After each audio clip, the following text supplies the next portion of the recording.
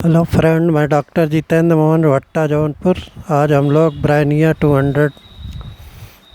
Album 200 doctor इबिनेस के leaders नैस book के homeopathic symptom के बारे में डिस्कस कर रहे हैं। ब्रायनिया एल्बा 200 एक का प्रमुख लक्षण है कि हिलने डुलने से रोग बढ़ जाता है।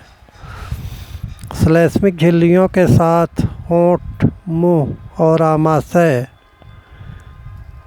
में भी सूखापन रहता है। प्यास देर से लगती है और बहुत अधिक पानी पीने से इच्छा रहती है। मलनली की श्लेष्मिक झिल्लियों में भी सूखापन रहता है तथा मल कड़ा और जला हुआ सा निकलता है। श्लेष्मिक झिल्लियों जैसे मस्तिष्क झिल्ली, फुसफुस वेस्ट और अंग वेस्ट से चिकना स्राव, कब्ज, ऐसा कि शौच की इच्छा नहीं होती। प्रातः या चलने फिरने पर दस्त, श्लेष्मिक झिल्लियों व जोड़ों में सुई की चुभन जैसा दर्द, बैठने पर मितली या बेहोशी की अनुभूति। वृद्धि या ह्रास, एग्लूमेरेशन और अग्रवेशन। हिलने डुलने तथा ठंडे मौसम के बाद मौसम गर्म हो जाने पर रोग घटता और स्थिर रहने पर रोगग्रस्त भाग की ओर करवट लेकर लेटने से रोग में वृद्धि होती। छरहरे बदन के रूखे और अधीर स्वभाव वाले, जल्दी चिढ़ने वाले, बात रोग से ग्रस्त, गर्मी के मौसम में सूखी ठंडी हवा में निकलने पर तथा गर्मी युक्त मौसम में नाना प्रकार की तकलीफ़ों की शिकायत करने वाले रोगियों के लिए यह सटीक औषधि रहती। कफ अल्प मात्रा में निकलता है तथा शुष्क खांसी से कष्ट अनुभव होता है। लगता है कि सिर फट जाएगा।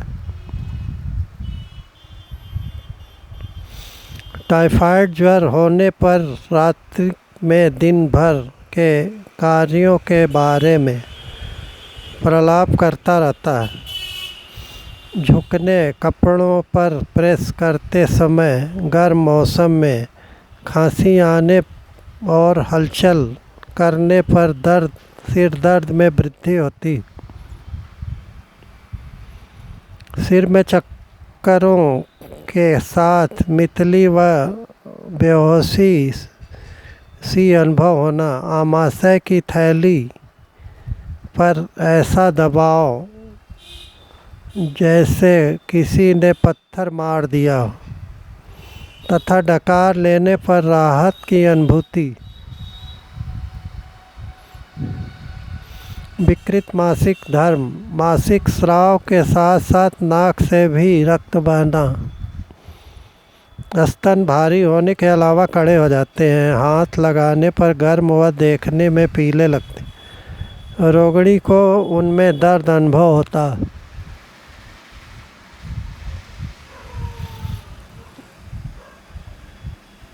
जोड़ों का दर्द, तीव्र दर्द जो छूने या हलचल से बढ़ जाता।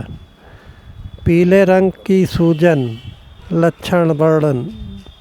ब्रायनिया 200 में भी पल्साटिला 200 की भांति लक्षणों की रूपात्मकता रहती।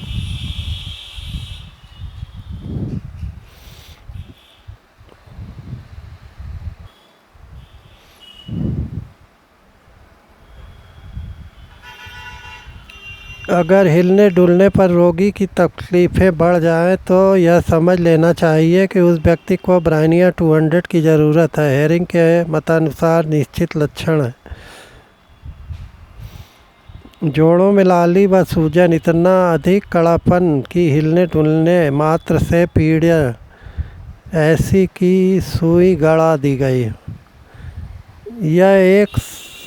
यहाँ तक सब सही है, लेकिन यह तो हिलने डुलने से बढ़ने वाले रोगों की शुरुआत मात्र।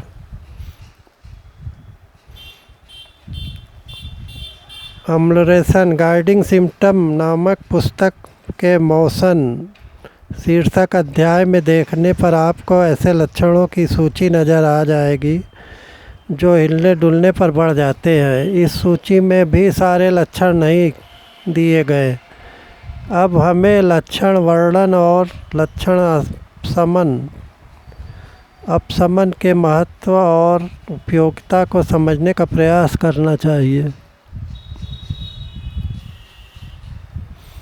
रोगी चाहे किसी भी रोग से पीड़ित हो, यदि चुपचाप पड़े रहने पर रोगी को राहत महसूस होती है और ज़रा सी हिलने डुलने पर तकलीफ फिर बढ़ जाती, अथवा जितना ही अधिक वह हिलता डुलता है उतनी ही अधिक उसकी पीड़ा में वृद्धि होती, तो सबसे पहले ब्रायनिया 200 को ही आजमाना चाहिए और इसके बाद यह तभी दी जानी चाहिए जब इसके विपरीत या प्रतिकूल कोई बड़ा मार्गदर्शक लक्षण मिले या उभरे।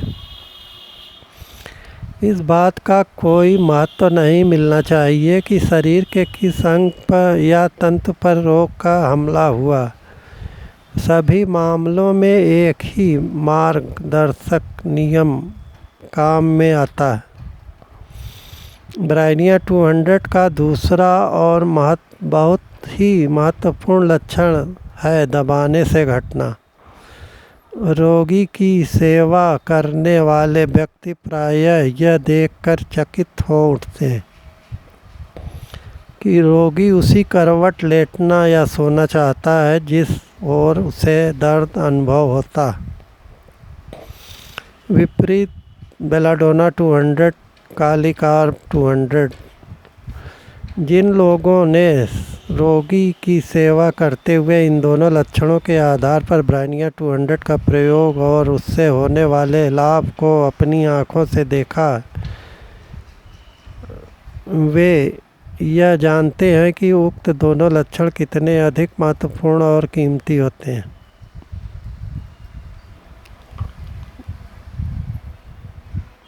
पल्साटिला 200 की भांति ही ब्रायनिया 200 की भी श्लैष्मिक झिल्लियों पर प्रतिक्रिया होती।